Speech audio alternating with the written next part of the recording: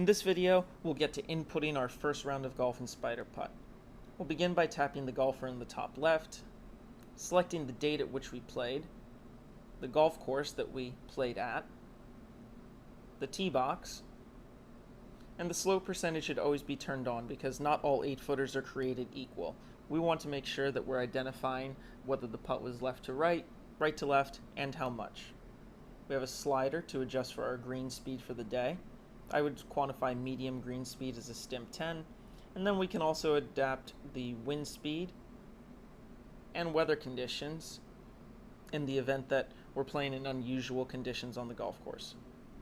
We can also identify whether or not this was a competition round, and then tap start to begin.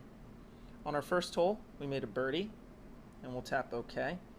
The putt came from 12 feet, which you'll see entered in the top left, and then we'll tap done. We'll use the slider at the bottom of the screen to identify how much slope was on that particular putt. In this case, it was a 2% right to left putt, and since we made it, we'll tap hold and advance to the second hole. On the second hole, we had a 2-putt par, where we will still enter the distance of the first putt, in this case 21 feet, and if we miss, we'll use the green dot and drag that around the center of the spider web here. We want to use this green dot to identify where that first putt stopped relative to the cup. In this case, it stopped 3 feet long and left, and I can use the read or technique slider in the top right to identify if there was an error in that particular putt. In this case, I hit the putt too hard, and therefore I'm going to select a technique error. Keep in mind that you can hit a good putt that doesn't go in, and not all misses require selecting an error.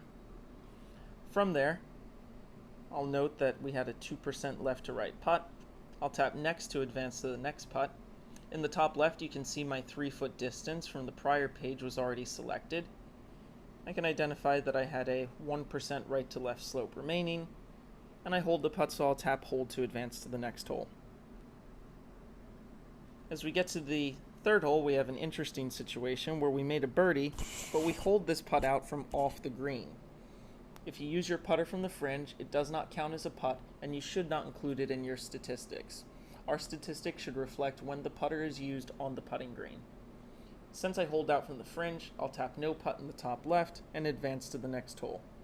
After we complete this for all 18 holes, then we'll be able to continue to identify some statistical information and take a more complete look at what actually happened during that round of golf.